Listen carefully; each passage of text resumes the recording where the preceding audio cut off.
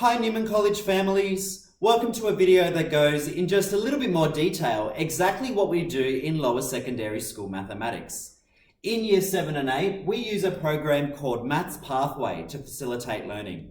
Now Maths Pathway is an Australian-based company that uses the Australian mathematics curriculum and was founded in 2015 in Sydney and has since become widespread across the rest of Australia, attracting over 50,000 students from a multitude of different high schools, including many other Catholic high schools in Western Australia.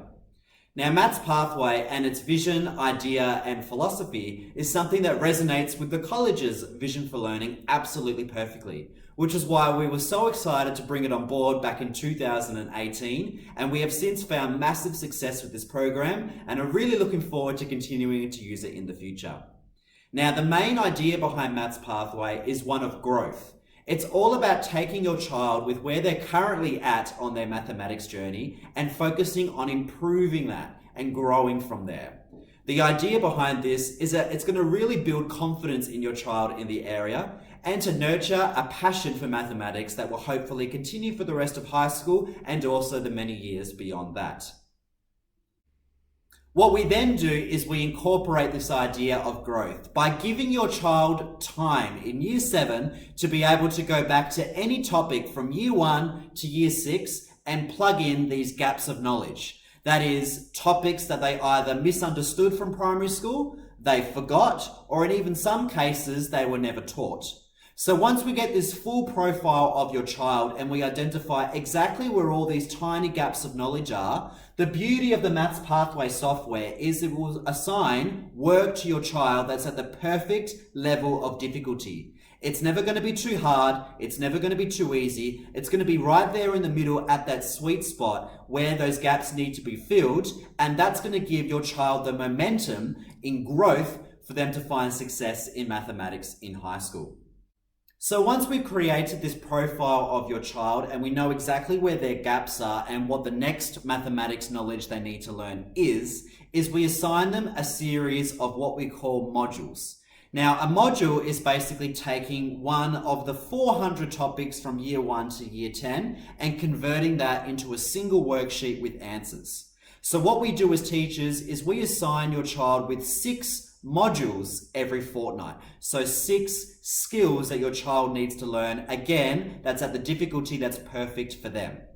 What we then do is we create a individualized test for your child that they need to complete after every 2 weeks. Now, this individualized test takes about 2 questions from each of the 6 modules that they complete, and it lets them sit that in class. Let's break down what a term looks like for what your child will experience. So one school term, we know that to be about 10 school weeks. We will have a series of 4 testing cycles. So 4 fortnights where your child is completing 6 modules each time and then sitting an assessment at the end. Now, it's also really important to remember that your child is a year 7 student. They need to be exposed and learning the year 7 curriculum as well, which is why on top of what we do in individual lessons, I'll go through that in a moment, we actually dedicate a fortnight every single term to do a project where the students can get some hands-on experience tackling some year 7 curriculum and applying that to the real world. Let's go back to these assessments for one moment. So once we go through those every single fortnight, your child is going to be marked in one of 3 key areas. And these are what they're called. So we have effort, accuracy, and growth. Let's start off with effort. Effort simply means how many of those 6 assigned modules did your child complete. So if your child did all 6 modules that they were assigned, they will get an effort score of 100%.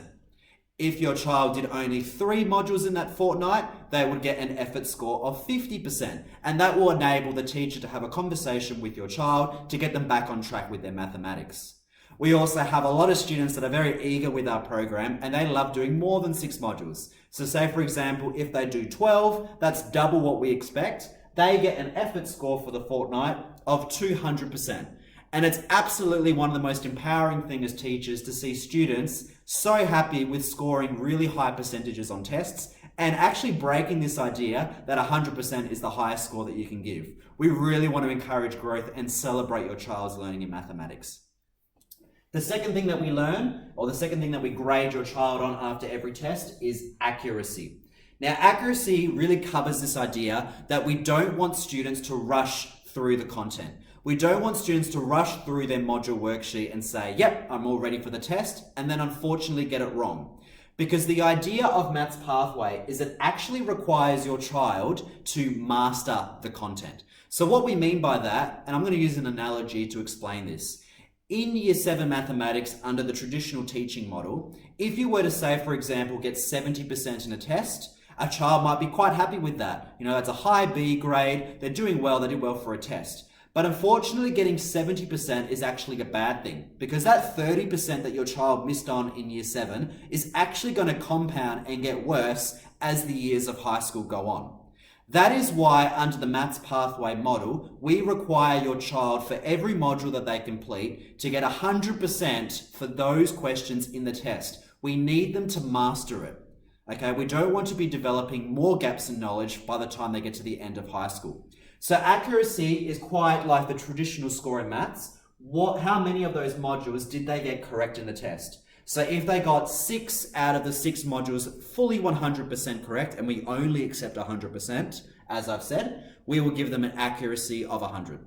If they only get 3 of the 6 modules that they did correct, they will get an accuracy of 50%.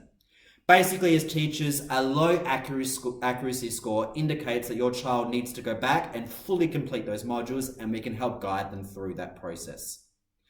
The third and most important one is this idea of growth. This is where we can really smash expectations, and this is where your child can be equally as competitive as any other student in Year 7, regardless of what level of maths that they're doing. The idea is, under the Australian maths curriculum, we would expect students, and if we were to follow this through for the entire year, we would expect students to only be able to learn 3 modules per fortnight for the entire year.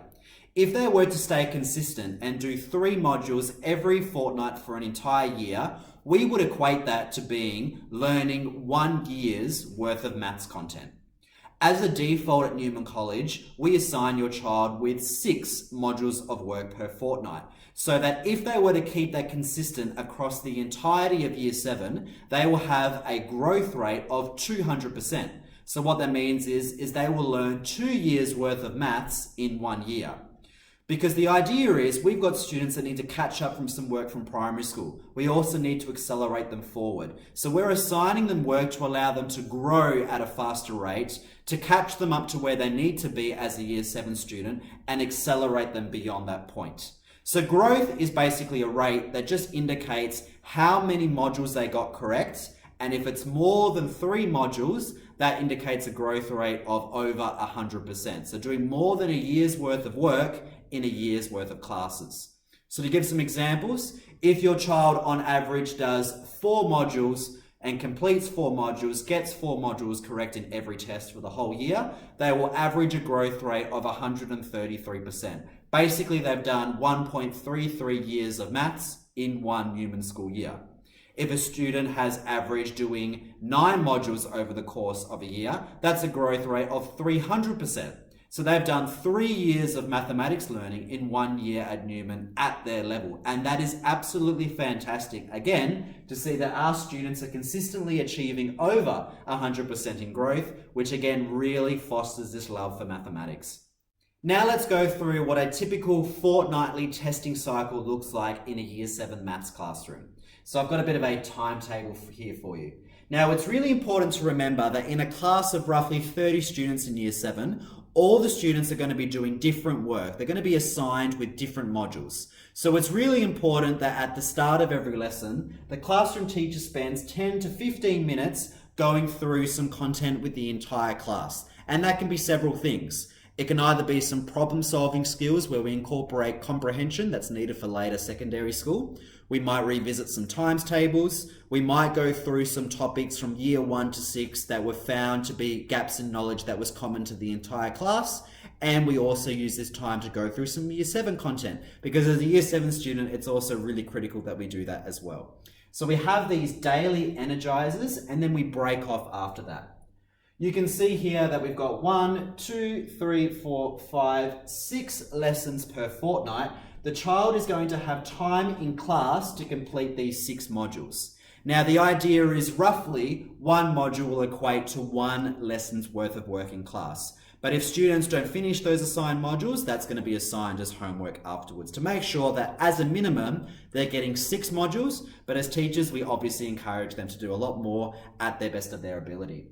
What we do is in a typical classroom, we've got 30 students working individually on their laptops to be able to complete these modules. Now, the really good news is that many students actually group together. Students who are friends or who are peers in class will pick a module to work through together. So we see a lot of collaboration happening in the maths classroom. On top of that, because all the students in the classroom are working individually on their laptops, it actually gives teachers an amazing opportunity that's not typically found in a normal maths classroom. The idea is when a teacher is lecturing in front of a Year 7 class under the old system, the research shows us that 1/3 of the students don't understand what the teachers are saying.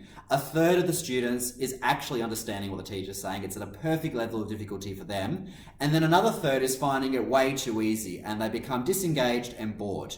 So the idea is when all the students are working on their own work, teachers can pull up groups of 10 to 15 students at a time up to the center of the classroom, and they can run what's known as a mini lesson. Using all the data that we've collected from Maths Pathway and looking at where those gaps in knowledge are, we can group similar ability students together and we can teach them content that's right for them. So a typical class lesson is we'll start off with energizers, as I said, and then students will split into 2 groups. Either they will work individually or in small groups on their modules, and then the teacher is going to conduct what's known as a mini lesson with about 10 to 15 students from the class. That just ensures that there's that face-to-face teaching component, which is so critical in secondary school. On top of that, we also spend 1 lesson per fortnight, similar to a very condensed project on what we call a rich task. Basically, it's a lesson where we cover Year 7 content only, and we engage the entire class with that. So there's no modules during a rich task lesson. That's just dedicated to Year 7 content. After every fortnight, we're going to have our fortnightly test on those 6 modules that I spoke about. And then the lesson after that is where the teacher gives individualized feedback to every single child. So what we do is we call up every single student to the front of the class one at a time, and we go through the results of their test. We make sure that their accuracy is as close to 100% as possible, and we have a discussion with them on the soft skills and the study habits that they need to form. And the great thing is we embed that right from a young age in Year 7. Let's talk about what the Maths Pathway website looks like.